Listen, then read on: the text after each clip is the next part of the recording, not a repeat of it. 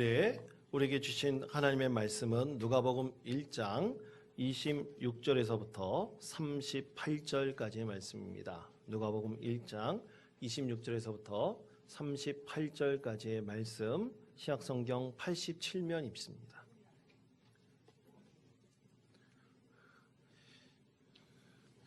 제가 이 말씀을 봉독하겠습니다. 여섯째 달에 천사 가브리엘이 하나님의 보내심을 받아 갈릴리 나사렛이란 동네에 가서 다윗의 자손 요셉이라 하는 사람과 약혼한 처녀에게 이르니 그 처녀의 이름은 마리아라. 그에게 들어가 이르되 은혜를 받은 자여 평안할지어다.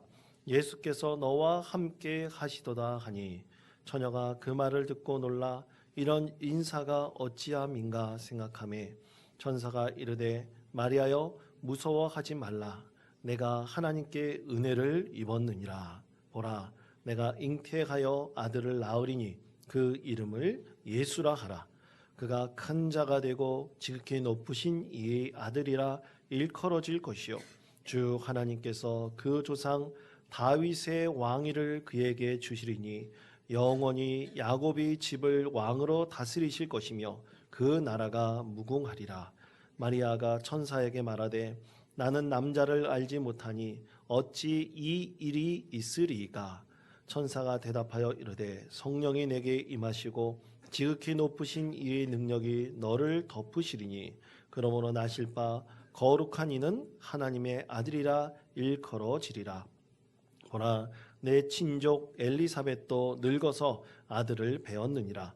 본래 임신하지 못한다고 알려진 이가 이미 6달이 되었나니 대저 하나님의 모든 말씀은 능하지 못하심이 없느니라.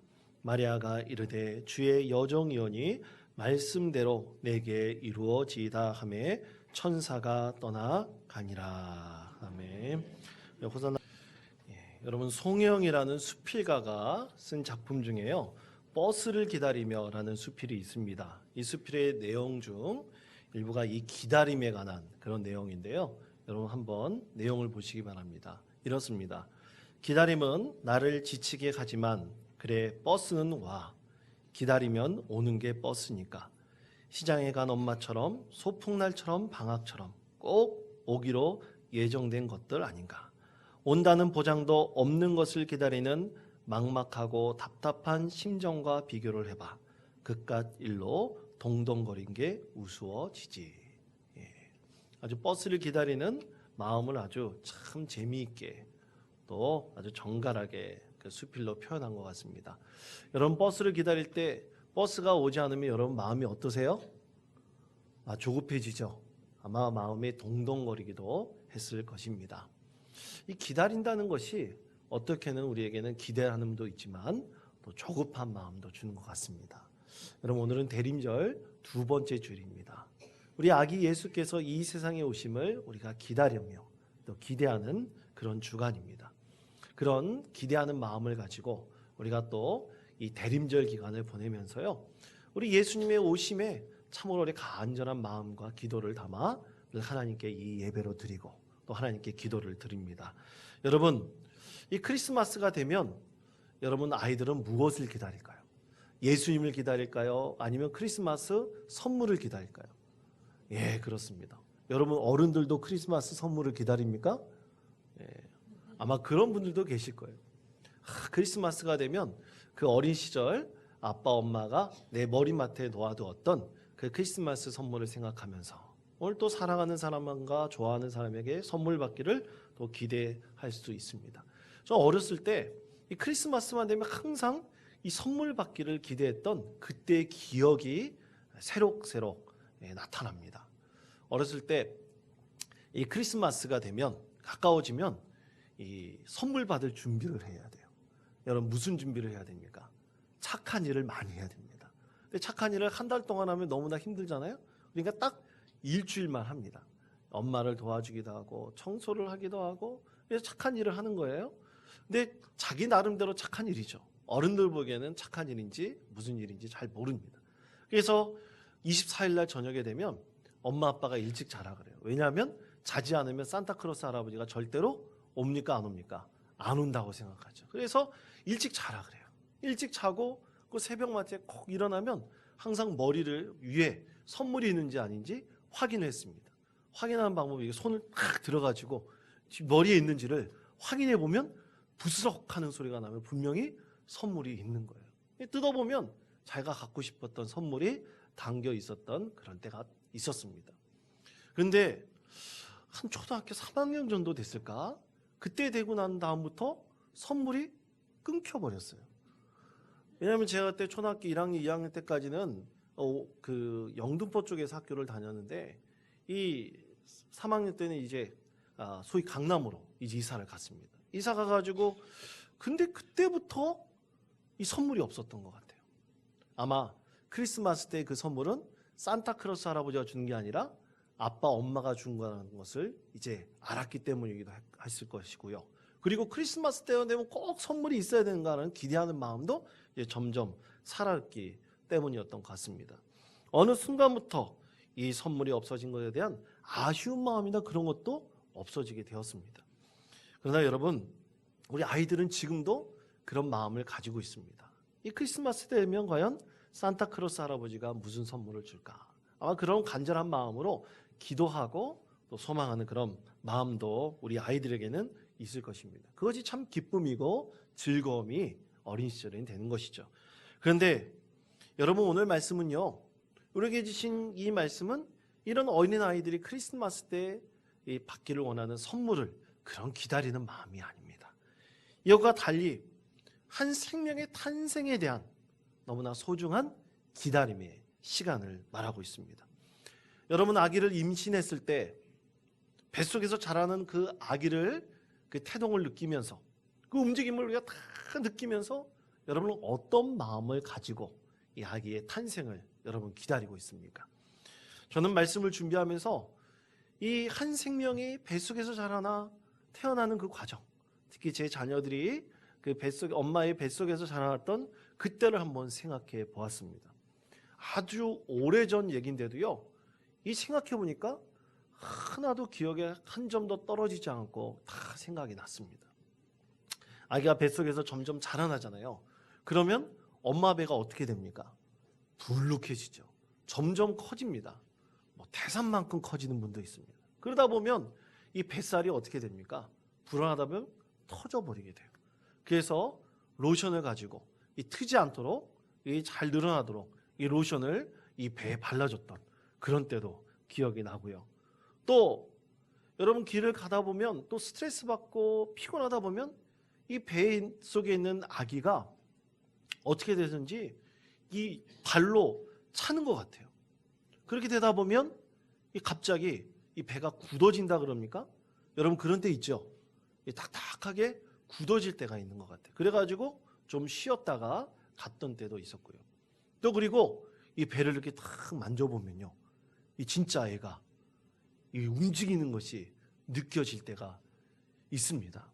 근데 그런 거 보면 참으로 희한하고 참으로 놀라운 그런 은혜의 시간이기도 했었습니다.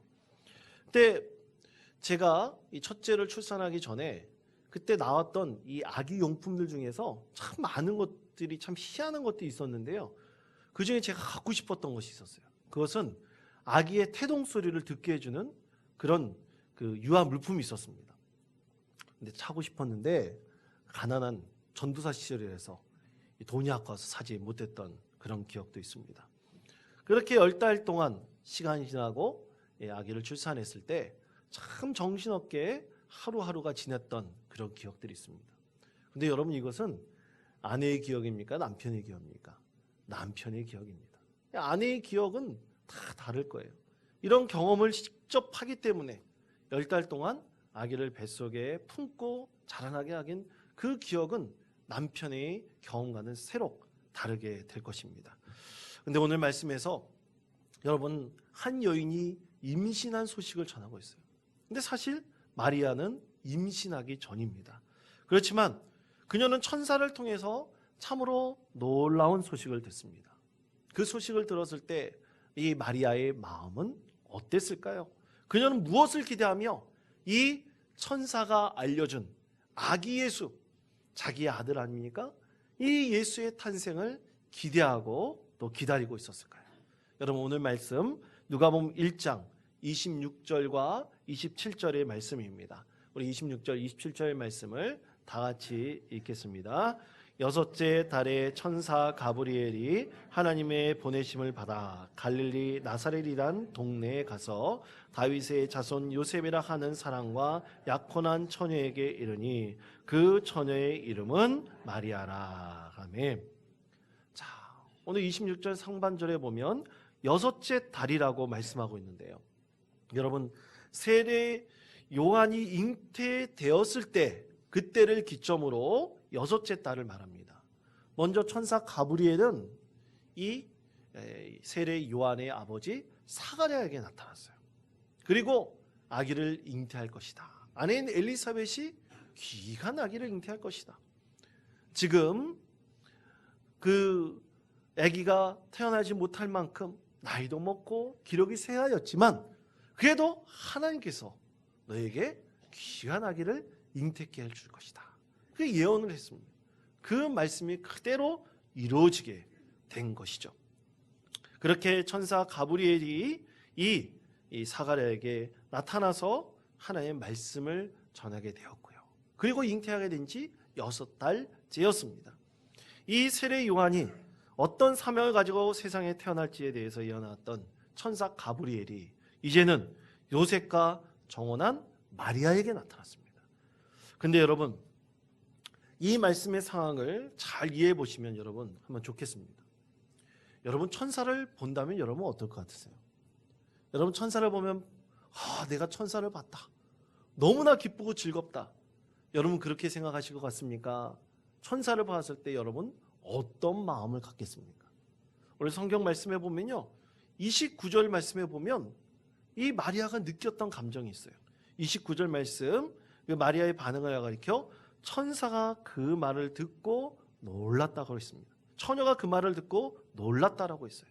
즉 천사를 처음 만났을 때 이 마리아의 감정은 당혹스러움이었어요. 두려움이었습니다. 이 영적인 존재를 보고 나서 기뻐하고 즐거워한 사람 많지 않을 거예요. 아마 당혹스럽고 굉장히 놀랐을 것입니다. 그래서 이 천사의 문안에 깜짝 놀란 마리아에 대해서 30절 말씀해 보면 천사가 마리아에게 무서워하지 마세요. 그러면서 마리아를 안심시킵니다.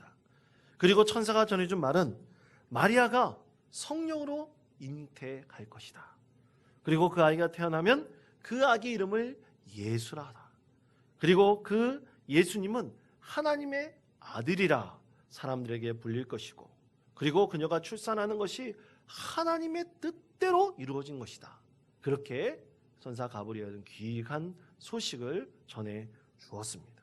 그것이 바로 오늘 말씀의 상황입니다. 자, 여러분, 오늘 말씀을 통해서 예수님의 어머니 마리아, 나중에 이 마리아는 기독교에서는 하나님의 어머니로까지 칭송을 받습니다. 그리고 로마 가톨릭에서는 성녀로 그렇게 높임을 받고 있지요. 그런 이 마리아는 이 대일절 주째 주간을 맞이하여 과연 예수님을 어떻게 기다리고 있을까요? 그녀가 갖고 있는 소망과 기대는 과연 무엇일까요? 이 가장 축복받아야 될 이 임신의 참으로 그 기쁨이 어떻게 보면 마리아에게는 불행의 시작일 수 있었습니다. 그럼 이런 마리아가 어떤 기다림으로 예수님의 탄생을 기대하고 기다리고 있을까요? 그 중에 첫 번째, 이것은 바로 하나님의 은혜, 하나님의 선물이었습니다. 여러분, 천사 가브리엘이 마리아에게 나타나 한 예언 중 가장 인상 깊은 말씀이 있어요.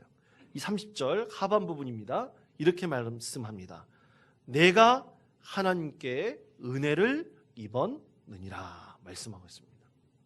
이 은혜를 입었다는 말씀은 이 메시지 성경에서 뭐라고 번역하고 있냐면 내가 선물을 받았다라고 표현을 하고 있어요. 즉 여러분, 선물을 받았다는 겁니까? 아니면 선물을 받지 않았다는 것입니까? 앞으로 받을 것이라는 것입니까? 이미 선물을 받았다는 거예요. 이미 하나님께서 마리아에게 선물을 주셨어요. 그녀의 뱃속에 성령으로 잉태케 하신 거였어요. 생명의 씨앗을 하나님께서 심겨 놓으셨습니다.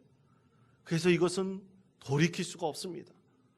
천사 가브리엘이 그것에 대해서 더 구체적으로 말하는데요. 여러분 31절의 말씀입니다. 제가 읽겠습니다. 보라, 내가 잉태하여 아들을 낳으리니 그 이름을 예수라 하라. 아멘. 자, 이제 은혜의 선물을 받았다고 말씀하고 있고요. 그 이름도 더 구체적으로 예수라고 하라고 말씀하고 있습니다. 자, 여러분, 정말 마리아에게 있어서 처녀가 임신한 이 수태고지의 사건, 정말 이것이 하나님의 은혜고 하나님의 선물일까요? 여러분 정말 그렇게 여기십니까? 유대 사회에서의 처녀 임신은요, 결코 있을 수 없는 일이었습니다. 그것도 결혼식은 하지 않았지만 정혼한 여인이 임신을 했다는 것, 그 자체는 도저히 유대 사회에서는 통용될 수 없었어요. 만약 그것이 밝혀진다면 이 여인은 돌팔매질 당해서 죽임을 당할 수밖에 없는 것이 유대의 법이었습니다. 그래서 마태복음에서는 이 사실을 한 요셉이 조용히 마리아와의 관계, 이 정혼했던 관계를 조용히 끊으려고 했어요. 아무도 모르게 정혼한 사실을 없애서 마리아를 살려주려고 했습니다. 왜냐하면 이것이 밝혀졌다면 이미 살아있다 할지라도 마리아는 죽은 목숨이었기 때문이죠. 그런데 마리아에게 있어서 여러분, 예수님의 임신 소식은 정말 하나님의 은혜의 선물이었습니까? 아니었을까요? 그러나 성경에서는 우리에게 분명하게 말씀하고 있습니다. 오늘 누가복음에서 우리에게 분명하게 말씀하고 있는 것은 이 임신의 소식은 참으로 놀라운 하나님의 은혜요, 하나님의 선물이었다고 말씀하고 있습니다. 어떻게 해서 죽을 수 있는 이 소식이 하나님의 은혜요, 하나님의 선물이었을까요? 그것은 천사의 예언을 통해서 너무나 잘 알 수 있습니다. 여러분 누가복음 1장 32절 33절의 말씀, 우리 다 같이 한 목소리로 이 말씀을 읽겠습니다. 시작. 그가 큰 자가 되고 지극히 높으신 이의 아들이라 일컬어질 것이요 주 하나님께서 그 조상 다윗의 왕위를 그에게 주시리니 영원히 야곱의 집을 왕으로 다스리실 것이며 그 나라가 무궁하리라. 아멘. 예수님의 탄생의 구원의 기쁜 소식은 이스라엘을 새롭게 하고 이스라엘을 변화시킬 하나님께서 그 나라를 무궁하게 하실 것이라는 너무나 놀라운 구원의 소식이었습니다. 그렇기 때문에 이것은 하나님의 은혜 선물이었습니다. 마리아의 뱃속에 임신한 이 아기는 장차 하나님의 나라를 이루어갈 예수 그리스도, 그것에 대한 구원의 기쁜 소식이었기 때문입니다. 그래서 그 탄생이 어떻든 간에 그것은 너무나 귀중하고 소중한 하나님의 은혜, 하나님의 선물이었던 것입니다. 그러므로 성도 여러분, 이 세상에 태어날 모든 아기들은요, 그가 어떻게 탄생하였든지 간에, 그가 어떤 출생이든지 간에 하나님께서 이 세상에 주신 모든 아기는 하나님의 은혜요, 하나님의 선물입니다. 그 기원이 무엇이든 간에 모두 다 하나님께서 귀하게 창조하신 하나님의 은혜요, 하나님의 선물인 것입니다. 예전에 한 성도님을 신방하며 그 성도님을 위해 기도할 때 눈물을 흘린 적이 있었어요. 이 성도님은 미혼이었습니다. 근데 간호사로 일을 하셨는데요, 그 병원에 한 미혼모가 들어왔는데 그냥 하룻밤에 사라져버린 겁니다. 아기를 두고 사라져버린 거예요. 근데 이 아기는 이제 입양기관에 맡겨질 그런 운명이 되었습니다. 근데 간호사로서 이 아기를 본 이 성도님은 이 아이가 너무나 예쁜 거예요. 그리고 사랑의 마음이 싹 텄습니다. 그래서 이 아기를 미혼이지만 결혼도 하지 않은 사람이지만 이 아기를 자기 아들로, 이 아기가 아들이었거든요. 이 사내 아이를 자기 아들로 삼기로 결정을 했습니다. 그래서 이 아이를 참 최선을 다해서 이 결혼한 처녀가 열심히 키웠습니다. 참으로 잘 자랐으면 얼마나 좋았겠습니까? 그런데 잘 자라던 이 아이에게 어느 순간 그만 정신병이 들게 되었어요. 정신병이 들어서 자꾸만 자살 시도를 하고요. 또 집 나가서 며칠 동안 돌아오지도 않고요. 또 급기야 사람들이 생각하는 이상한 짓을 하고 다니고 참으로 이 아이를 돌보는데 너무나 힘들었습니다. 그런데 어느 날 이 아들이 장성하여서 몇 달을 집을 나갔어요. 근데 나갔다 돌아왔는데 어떤 예쁜 이 처녀와 함께 집에 들어온 겁니다. 그래서 참으로 이 아들과 또 이 어머니 그리고 앞으로 이 집의 며느리가 될 이 세 사람의 동거가 시작되었고요. 그리고 그 가운데서 너무나 예쁜 귀한 손녀가 태어나게 되었습니다. 참으로 아름답고 행복한 가정을 이루면 얼마나 좋았겠어요. 그런데 이 아들의 병세가 점점 더 깊어졌습니다. 정신병이 점점 심해져서 더 이상 이 가족관계 또 결혼의 관계를 유지할 수가 없었어요.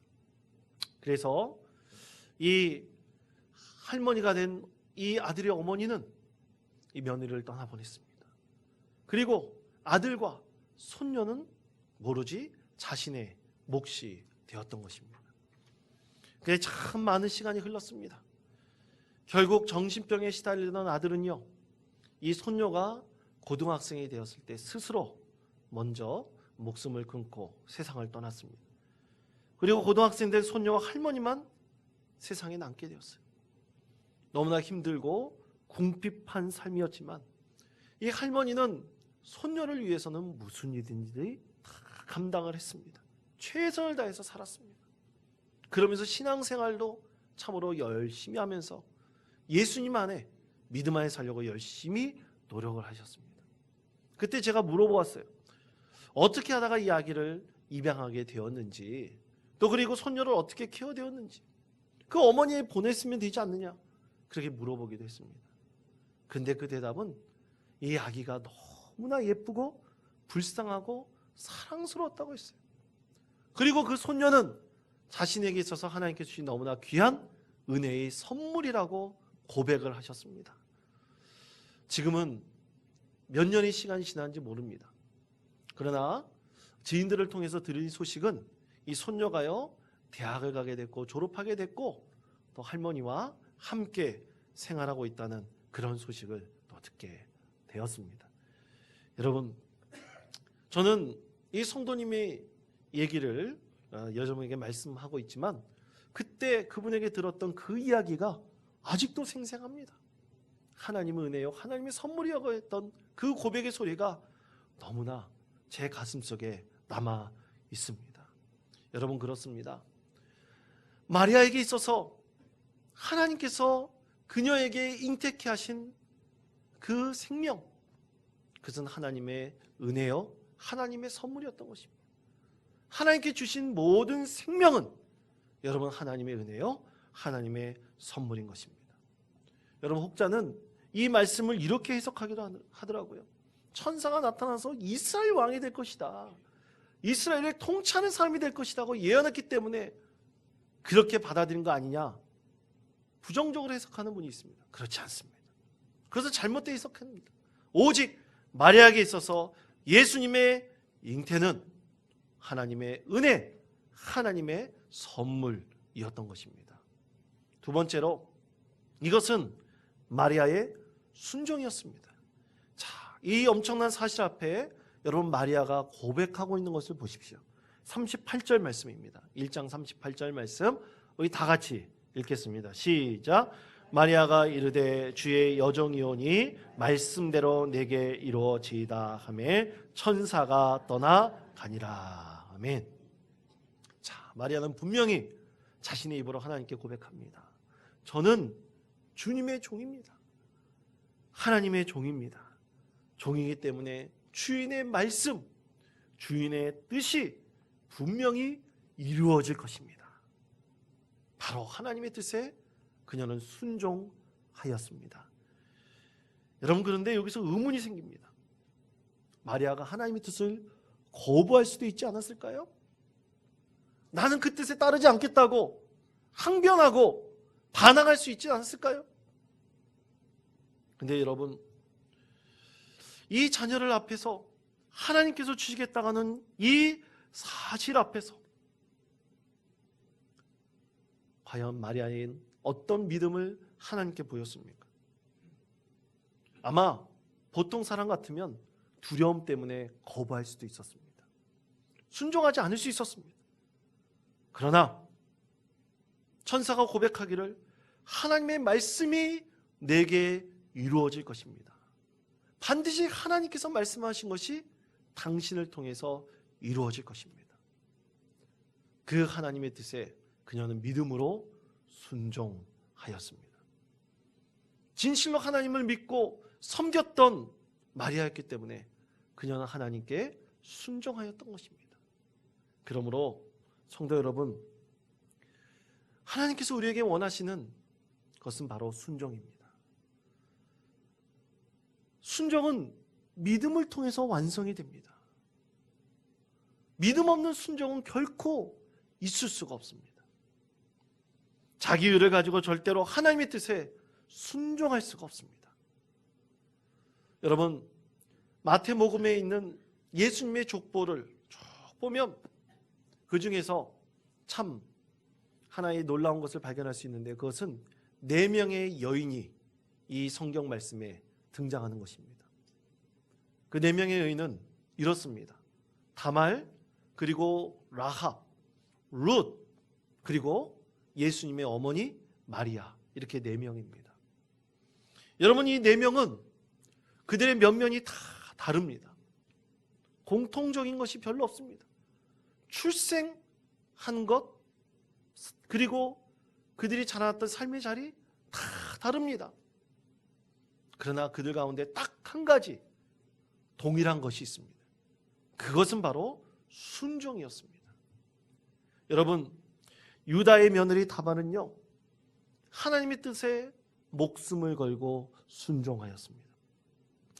당시에는 그 형제들이 자녀를 낳지 않고 죽게 되면 그 형수는 동생의 아내가 되어 자손을 낳아 번창시키는 것이 하나님의 뜻이었습니다. 그 당시는 그랬습니다. 그런데 유다는 그것을 거부하고 따르지 않았습니다. 그런데 다말은 오직 자기의 목숨을 걸고 하나님의 뜻에 순종하였습니다. 여러분, 기생 라합은 어땠습니까? 이스라엘 백성들이 여리고성을 점령하려고 그럴 때 목숨을 걸고 하나님의 뜻에 순종하였습니다. 그래서 그 난공불락과 같은 여리고성을 점령할 수 있겠습니다. 또 룻은 어떻습니까? 이방 여인이었던 룻은 하나님 말씀 그대로 내 부모를 공경하라는 그 말씀에 순종하였습니다. 시어머니를 떠날 수 있었으면 그러나 떠나지 않고 그 하나님의 뜻에 순종하였던 것입니다. 마리아는 하나님 말씀에 순종하였습니다. 이렇게 4명의 여인들이 하나님 뜻에 순종함으로 인해 예수님의 족보에 이름이 기록되는 영광을 누리게 된 것입니다. 그러므로 성도 여러분, 믿음은 순종으로 나타납니다. 순종이 없는 믿음은 헛된 믿음입니다. 진실한 믿음이 아닙니다. 여러분, 마지막 3번째로 이것은 기다림을 통해 얻는 기쁨이었습니다. 여러분, 마리아가 이렇게 가브리엘 천사를 만난 이후 무엇을 했을까요? 마리아는 세례 요한을 임신한 엘리사벳을 찾아갔어요. 자기의 친척이죠. 과연 가브리엘 천사가 알려준 이 소식이 맞는 것인가 확인하고 싶었던 것이죠. 그렇게 엘리사벳에게 달려갔을 때 확인할 필요도 없었습니다. 이 마리아의 소리를 들었을 때 그 자리에서 참으로 놀라운 일이 일어났습니다. 마리아가 엘리사벳을 찾아 인사하는 소리를 들리는데 그 엘리사벳의 복중에 있던 아기가, 앞으로 태어날 세례 요한이죠, 그 아기가 뱃속에서 막 발로 차고 뛰어 노는 거예요. 여러분, 아기가 뱃속에서 발로 차면 어떨까요? 여러분, 그것이 과연 기쁜 소식, 좋은 소식입니까? 여러분, 그것에 대해서 오늘 하나님께서는 이렇게 말씀하십니다. 누가복음 1장 41절 42절 말씀입니다. 엘리사벳이 마리아가 문안함을 들으매 아기가 복중에서 뛰노는지라 엘리사벳이 성령의 충만함을 받아 그 소리로 큰 소리로 불러 이르되 여자 중에 내가 복이 있으며 내 태중에 아기도 복이 있도다. 하나님께서 축복하셨습니다. 그 자리에서 무엇을 경험했습니까? 성령의 충만함을 엘리사벳이 경험했어요. 그 아이가 뱃속을 차고 그에서 뛰노는 것이 참으로 하나님의 기뻐하심과 하나님의 성령의 충만한 은혜로 임한 것이라고 엘리사벳은 그 성령의 충만함을 경험하였던 것입니다. 기쁨의 표현이었습니다. 놀라운 하나님께 주신 기쁨이 그 자리에서 충만하게 임했던 것입니다. 그것을 본 마리아는 참으로 하나님 은혜가 충만했죠. 그러면서 그녀는 하나님께 이렇게 영광을 올려드립니다. 우리가 읽지 않은 누가복음 1장 46절 이하의 말씀입니다. 46절부터 48절까지의 말씀입니다. 우리 화면의 말씀을 우리 다 같이 읽겠습니다. 마리아가 이르되 내 영혼이 주를 찬양하며 내 마음이 하나님 내 구주를 기뻐하였음은 그의 여종의 비천함을 돌보셨음이라. 보라 이제 후로는 만세의 날을 복이 있다 일컬으리로다. 아멘. 자, 여러분, 그렇습니다. 이 마리아의 기다림은 두려움이 아닌 하나님께서 주시는 기쁨이 되었습니다. 이 세상에서 다 할 수 없는 기쁨이 되었습니다. 하나님께서 주신 이 은혜의 선물, 그리고 믿음으로 이룰 수 있는 순종, 그리고 마지막은 하나님께서 주신 기쁨이 이 마리아의 기다림을 통해서 얻는 하나님의 복이었던 것입니다. 여러분, 우리는 이 대림절 기간 어떤 마음으로 예수님을 기다리고 있습니까? 여러분, 우리 마리아의 마음을 본받으시기를 권면드립니다. 우리에게 하나님께서 우리에게 은혜의 선물을 주실 것이다. 믿음으로 순종할 때 열매 맺게 해주실 것이다. 그리고 결국 이 모든 기다림은 나의 기쁨이 될 것이다. 하나님께 주시는 놀라운 기쁨이 될 것이다. 여러분, 이런 마음으로 우리 예수님의 오심을 기다리시는 우리 성도님들 되시기를 바랍니다. 이 기다림 가운데 반드시 하나님께서 여러분에게 다할 수 없는 은혜와 기쁨을 선물로 주실 것이라고 믿습니다.